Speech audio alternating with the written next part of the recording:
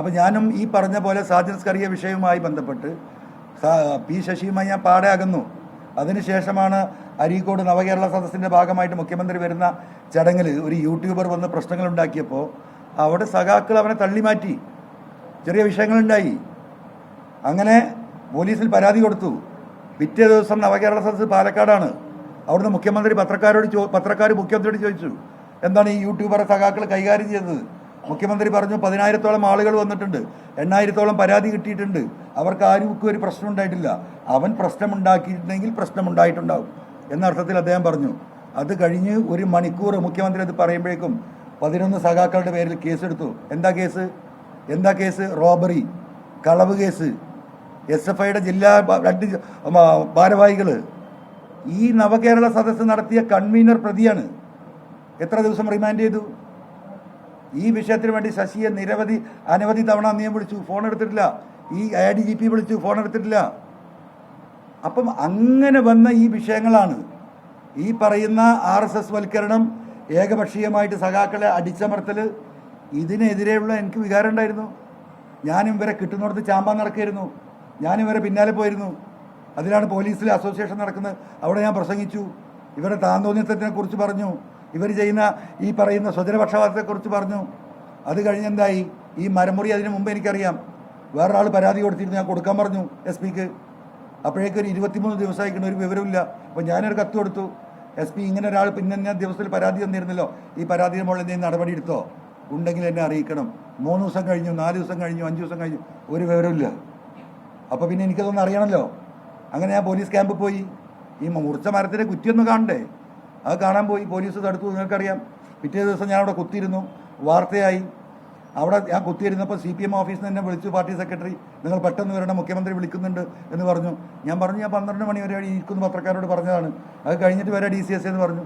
ഞാൻ പാർട്ടി ഓഫീസിൽ പോയി. 12 മണിക്ക് ശേഷം DCS കണ്ടു, പാർട്ടിയുടെ നേതാക്കന്മാരുണ്ട്. അപ്പോൾ അവർ കാര്യങ്ങൾ സംസാരിച്ചു. ഞാൻ പറഞ്ഞു, എൻ്റെ നിലപാട് ഇതാണ്, പോലീസിൻ്റെ നിലപാട് ശരിയല്ല, അതുകൊണ്ട് ഈ വിഷയത്തിൽ ഈ കളവ് കേസുമായി ഞാൻ മുന്നോട്ട് പോകും. ഇത് കളവ് നടന്നിട്ടുണ്ട്. അപ്പോൾ പറഞ്ഞു, CM വിളിച്ചിട്ടുണ്ട്, നിങ്ങൾ വൈകുന്നേരം ആകുമ്പോഴേക്ക് തിരുവനന്തപുരത്ത് പോകണമെന്ന് പറഞ്ഞു. ഞാൻ പറഞ്ഞു, തിരുവനന്തപുരത്ത് പോകാം, പക്ഷേ ഈ വിഷയത്തിൽ എൻ്റെ നിലപാട് ഇതാണ്. അപ്പോൾ അന്ന് വെള്ളിയാഴ്ചയാണ്. അപ്പോൾ 12:45. അപ്പോൾ ഞാൻ പറഞ്ഞു, ജുമയ്ക്ക് പോകണം, വെള്ളിയാഴ്ചയാണ്, പള്ളിക്ക് പോകണം. അപ്പോൾ ഇറങ്ങുമ്പോൾ ഞാൻ പറഞ്ഞു, CM-ൻ്റെ ഓഫീസിൽ നിന്ന് എന്നെ വിളിക്കണം, എന്നാൽ DCS ഞാൻ പോയിക്കോളാം. ആയിക്കോട്ടെ, നിങ്ങളെ വിളിക്കുമെന്ന് പറഞ്ഞു. അന്ന് വിളിച്ചില്ല, പിറ്റേ ദിവസം വിളിച്ചില്ല. അതിൻ്റെ പിറ്റേന്നാണ് ഞാൻ പത്രസമ്മേളനം നടത്തുന്നത്. ആ പത്രസമ്മേളനം നടക്കുമ്പോഴാണ് എന്നെ CM ഓഫീസിൽ നിന്ന് വിളിക്കുന്നത്, കാണണമെന്ന് പറയുന്നു. ഞാൻ 2 ദിവസം കഴിഞ്ഞിട്ട് വരാമെന്ന് പറഞ്ഞു.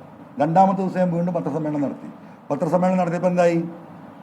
അവിടെ സ്പെഷ്യൽ ഇൻവെസ്റ്റിഗേഷൻ ടീമിന് മുഖ്യമന്ത്രി അന്വേഷണത്തിന് ഉത്തരവിട്ടു. DGPയുടെ നേതൃത്വത്തിൽ അന്വേഷണ സംഘം ഉണ്ടായി. വളരെ ഫാസ്റ്റായി പോകുന്നു. പിറ്റേ ദിവസം എന്താണ്? നിങ്ങൾ ശരിക്കും ശ്രദ്ധിക്കണം, കേരളത്തിലെ സഖാക്കൾ ദയവായി ശ്രദ്ധിക്കണം ഞാൻ പറയുന്നത്. അപ്പോൾ ഞാൻ പരാതി കൊടുക്കുന്നതിന് മുമ്പ് എൻ്റെ പ്രസ് കോൺഫറൻസിൻ്റെ ഭാഗമായിട്ട് വളരെ ജാഗ്രതയോടുകൂടി ബഹുമാനപ്പെട്ട മുഖ്യമന്ത്രി എന്തായി?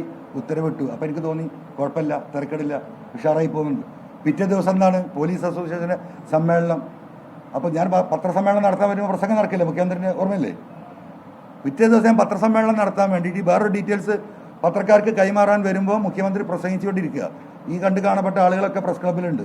അപ്പോൾ മുഖ്യമന്ത്രി പ്രസംഗം കഴിഞ്ഞിട്ട് നമുക്ക് തുടങ്ങാമെന്ന് പറഞ്ഞു അല്ലേ? എല്ലാവരും കേട്ടിരിക്കുക. ഈ ഇരിക്കുന്ന മലപ്പുറത്ത് എല്ലാവരും ഉണ്ട്. എന്താ പറയുന്നത്? പോലീസിലെ പുഴുക്കുത്തുകളുണ്ടല്ലോ, ആ പുഴുക്കുത്തുകളെ ഞാൻ അങ്ങോട്ടാക്കും ഇങ്ങോട്ടാക്കും, ഒറ്റ ഒരുത്തനെ വെച്ച് നിൽക്കില്ല. അല്ലോ ആശ്വാസമായല്ലോ. പടച്ചോനെ, ഈ കാര്യം എവിടെയെങ്കിലും എത്തും. ഇവരൊക്കെ ചിരിക്കുക, മഹേശ്വരൊക്കെ ഇങ്ങനെ കൈകൊണ്ട് ഇങ്ങനെ ആക്കുക. ആ പ്രസംഗം കേൾക്കുമ്പോഴേ ഞാനും ആശ്വസിച്ച്, കുഴപ്പമില്ല, തിരക്കിടില്ല, പോവല്ലേ. അങ്ങനെ പിറ്റേ ദിവസം അവിടെ നിന്ന് CM-ൻ്റെ ഓഫീസിൽ നിന്ന് വിളിക്കുന്നു. ഞാൻ തിരുവനന്തപുരത്ത് പോകുന്നു. പിറ്റേ ദിവസം രാവിലെ 12 മണിക്ക് കാണാമെന്ന് പറഞ്ഞു, 9 മണിക്ക് കാണാമെന്ന് പറഞ്ഞു. ഞാൻ രാവിലെ 5 മണിക്ക് എത്തുന്നു. CM-ൻ്റെ ഓഫീസിൽ നിന്ന് വന്നു, എനിക്ക് ഫോൺ വന്നു, 9 മണിക്ക് SITയുടെ ഡീറ്റെയിൽഡ് മീറ്റിംഗ് ആണ്, 12 മണിക്ക് നിങ്ങൾ വന്നാൽ മതി എന്ന് പറഞ്ഞു. അങ്ങനെ ഞാൻ 12 മണിക്ക് വിളിച്ചു. അപ്പോൾ പറഞ്ഞു 12:30-ക്ക് കറക്റ്റ് വരാൻ വേണ്ടി പറഞ്ഞിട്ടുണ്ടെന്ന്. 12:30-ക്ക് ഞാൻ ചെല്ലുന്നു. CM മാത്രമേ ഉള്ളൂ, ആരില്ല. ഇതേപോലെ ടേബിൾ CM ഇരിക്കുന്നു.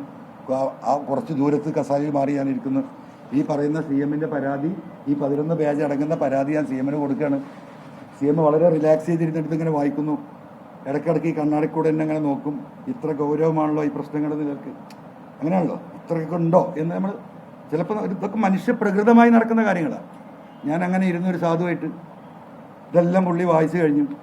അതിലൊരു 3-4 വിഷയങ്ങൾ എന്നോട് ചോദിച്ചപ്പോൾ ഈ സ്വർണ്ണക്കള്ളക്കടത്തുമായി ബന്ധപ്പെട്ട ചില കാര്യങ്ങൾ ചോദിച്ചു. ഞാൻ എൻ്റെ ഉള്ളു പറഞ്ഞ് സംസാരിച്ചു. നമ്മളെന്താ വിചാരിക്കുന്നത്? ഇതിൽ സ്വാഭാവികമല്ലേ? അദ്ദേഹം എൻ്റെ ഉള്ളെടുക്കാനാണ് ചോദിക്കുന്നത്, എനിക്കറിയില്ല. ഞാൻ എൻ്റെ ഒരു പിതാവിൻ്റെ സ്ഥാനത്ത് കണ്ട് ഏറ്റവും വിശ്വസ്തനായി നിൽക്കുന്ന ഒരു വ്യക്തിയുടെ മുന്നിൽ ഞാൻ പോയിട്ട് കാര്യങ്ങൾ കൊടുക്കുകയാണ്. ഞാൻ ഉള്ളു തുറന്ന് ഈ കാര്യങ്ങൾ പറഞ്ഞു. അത് മുഴുവൻ കേട്ടു. അത് കഴിഞ്ഞിട്ട് ഞാൻ അദ്ദേഹത്തോട് പറഞ്ഞു, എനിക്ക് സി എമ്മിനോട് ചില കാര്യങ്ങൾ പറയാനുണ്ട്. ആരും സി എമ്മിനോട് പറയില്ല, ഇനി പറയല്ലാതെ എനിക്ക് നിവൃത്തിയില്ല സി എം എന്ന് പറഞ്ഞു.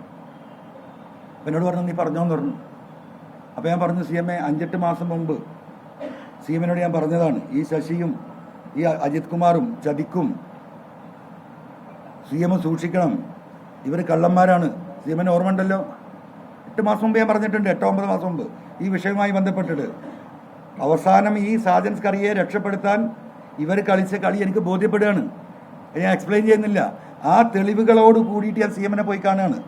അന്ന് ഈ കാര്യങ്ങൾ പറയുമ്പോൾ സി എം അവിടെ ഇരുന്ന് ഇവർ ആ സാജൻ സ്കറിയയെ ഡൽഹിയിൽ നിന്ന് രക്ഷപ്പെടുത്താൻ കളിച്ച കളി ഞാൻ വിട്ട ആളുകൾ ഇത് നോക്കിക്കാണുകയാണ് മാറി നിന്നിട്ട്. ആ കാര്യം കൃത്യമായി അദ്ദേഹത്തിന് വിവരിച്ചു കൊടുക്കുകയാണ്. അപ്പോൾ അദ്ദേഹം ഇങ്ങനെ കസാലയിൽ ഇരുന്നിട്ടൊരു നിശ്വാസം, എൻ്റെ ഹൃദയത്തിൽ തട്ടിയ നിശ്വാസം അത്. എന്നിട്ട് അദ്ദേഹം ഇങ്ങനെ കൈ ഇങ്ങനെ ആക്കിയിട്ട് പറഞ്ഞു, ഇങ്ങനെയൊക്കെ ആയാൽ ഇപ്പം എന്താ ചെയ്യാൻ?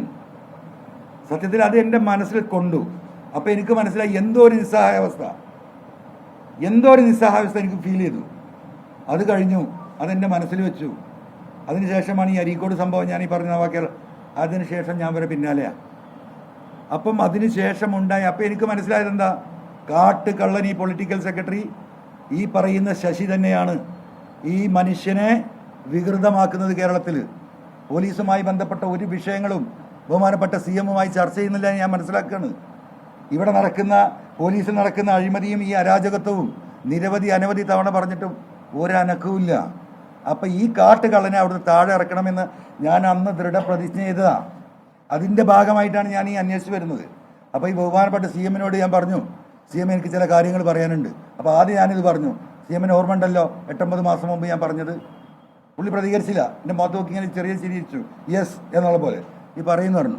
അപ്പോൾ ഞാൻ പറഞ്ഞു, സി എം എ 2021 ഈ ഗവൺമെൻറ് 2ാമത്തെ അധികാരത്തിൽ വരുന്നത് സി എമ്മിൻ്റെ വ്യക്തിപ്രഭാവം കൊണ്ടും പ്രവർത്തനം കൊണ്ടുമാണ്.